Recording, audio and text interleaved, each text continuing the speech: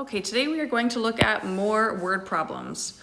A kite company uses the function p at x equals negative 125x squared plus 1000x minus 1875 to model profit, where p of x is the profit in thousands of dollars and x is the number of kites sold in thousands. So the first thing we're going to calculate is how many kites must be sold to break even. So break even basically means we're looking for x-intercepts, also known as the zeros. Okay, so in order to do that, we need to factor. Okay, so I first noticed that I have an A of negative 125, so I'm going to go ahead and see if that is a GCF. So negative 125, if I divide each term by negative 125, let's see what I'm left with. So x squared, 1000 divided by negative 125 is negative 8x. And then the last term we get positive 15. Okay, so that works out nicely. Then we are going to use our crisscross strategy to factor. So two numbers that multiply to give positive 15, and on the diagonals we get negative 8. So negative 5 and negative 3. So negative 5 and negative 3 add to negative 8 in the middle. So that means negative 125 is the GCF, x minus 5 and x minus 3 are the x-intercepts, or the zeros. So zeros, so x equals 5 and x equals 3. So this means, in terms of a graph, so if this was 3 and this was 5, so my parabola opens down, and so at 3 and 5, so we're breaking even, so we don't have a net profit or a net loss, it's 0, okay?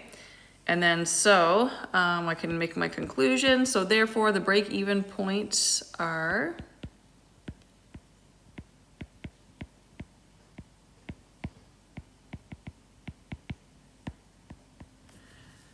okay, and so we have to multiply these, remember, by 1,000 because the number of kites in thousands. So it's gonna be 5,000 and 3,000.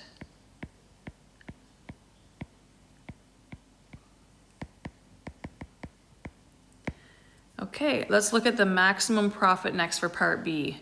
So how many kites must be sold to maximize the profit, and then what is the maximum profit?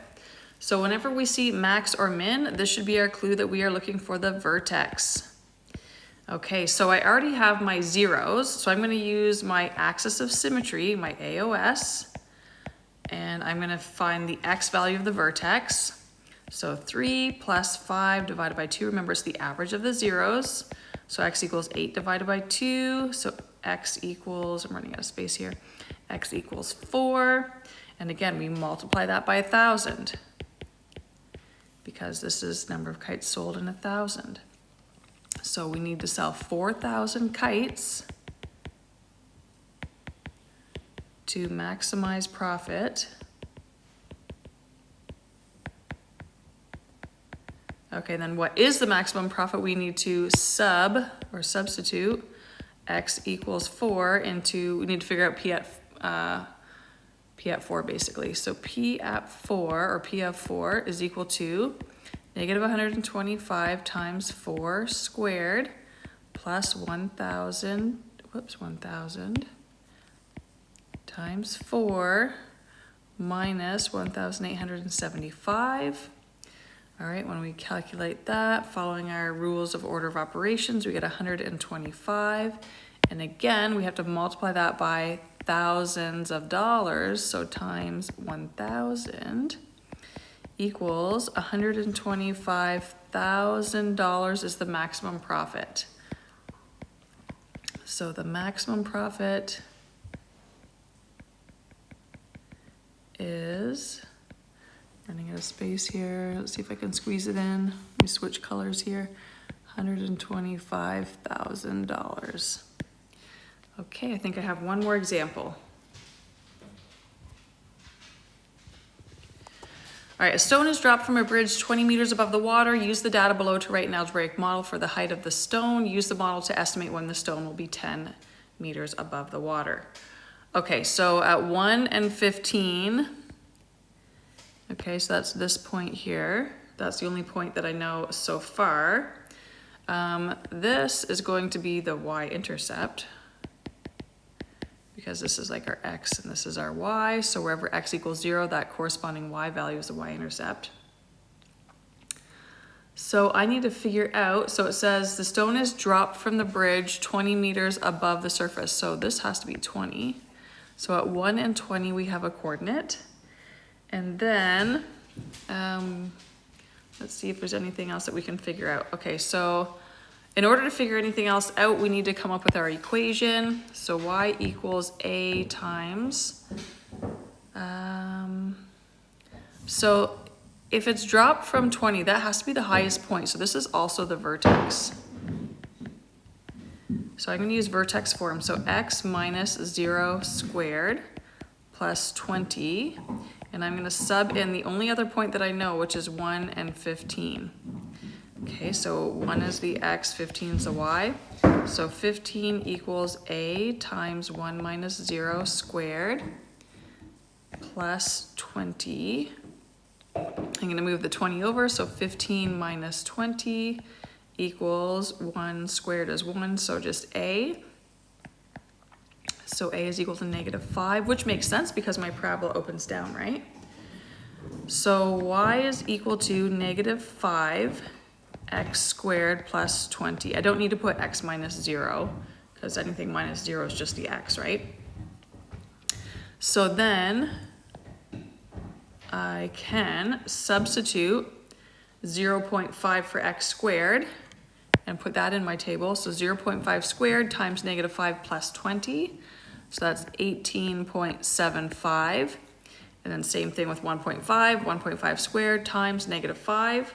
And then add 20. We are gonna get 8.75. And then 2 squared times -5 plus 20. And that's 0. All right, so let me go ahead and fill in these other points. And then 1.5 is 8.75, so somewhere up here.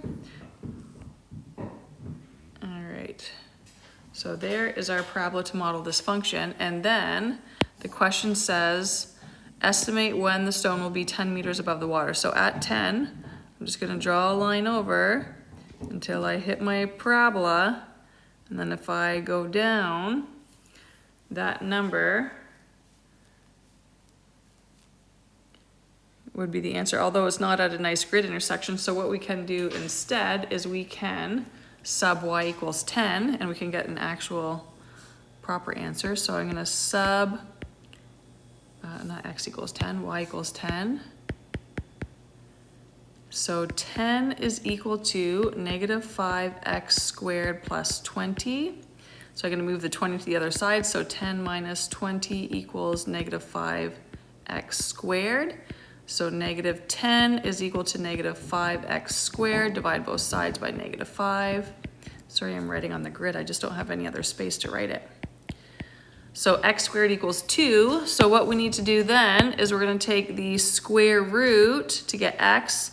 And when we take the square root, it's actually both the positive and the negative versions. So x is equal to plus or minus square root of 2, which is approximately 1.4. Okay, so this is approximately 1.4, which makes sense because this is 1.5 and this is just a little bit less than 1.5. So approximately 1.4 meters. All right, that's it.